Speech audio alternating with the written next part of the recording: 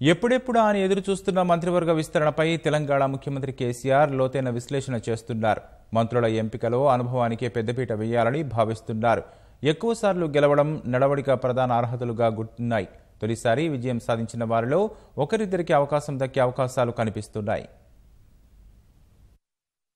అమాత్యుల ఎంపికపై ముఖ్యమంత్రి కేసీఆర్ కసరత్తు కొనసాగుతోంది. ఫిబ్రవరి మొదటి వారంలో జరిగే కేబినెట్ విస్తరణలో ఎక్కువసార్లు గెలిచిన వారికి ప్రాధాన్యం ఇవ్వాలని యోచిస్తున్నారు. తొలిసారి గెలిచిన వారిలో ఒకరిద్దరికే అవకాశం దక్కనున్నట్లు తెలిసింది. అందుకు అనుగుణంగా జాబితా సిద్ధం చేసేందుకు కేసీఆర్ ఆదివారం ముమ్మర కసరత్తు చేసినట్లు సమాచారం. ఎమ్మెల్యే, ఎమ్మెల్సీల జాబితా తెప్పించుకుని జిల్లాల వారీగా సామాజిక వర్గాలు, ఇతర వివరాలు పరిశీలించినట్లు తెలుస్తోంది. 2014 ఎన్నికల్లో తొలిసారి అధికారంలోకి వచ్చాక ఉద్యమ నేపథ్యం, సామాజిక సమీకరణాలు, రాజకీయ ఏకీకరణ ప్రాతిపదికన కేసీఆర్ మంత్రివర్గాన్ని రూపొందించారు. ఈసారి అందుకు భిన్నంగా కూర్పు ఉండే అవకాశాలు కనిపిస్తున్నాయి. 2 నుంచి 6 సార్లు గెలిచిన ఎమ్మెల్యేలు, అందులో విధేయులైన వారి పేర్లు ముందు వరుసలో ఉన్నట్లు తెలిసింది. విధేయత, నడవడిక, పార్టీ, ప్రభుత్వ అవసరాల మేరకు పనిచేయడం వంటివి ప్రధాన అర్హతలు కానున్నాయి. మంత్రివర్గ విస్తరణ మొదటి విడత 8 మందికి అవకాశం కల్పించాలని సీఎం కేసీఆర్ భావిస్తున్నారు. హైదరాబాద్, మహబూబ్ నగర్, మెదక్, నిజామాబాద్, ఆదిలాబాద్, వరంగల్ నుంచి ఒక్కొక్కరికి, కరీంనగర్ నుంచి 2కి తొలి విడతలో మంత్రి పదవులు దక్కే అవకాశం ఉందని తెలుస్తోంది.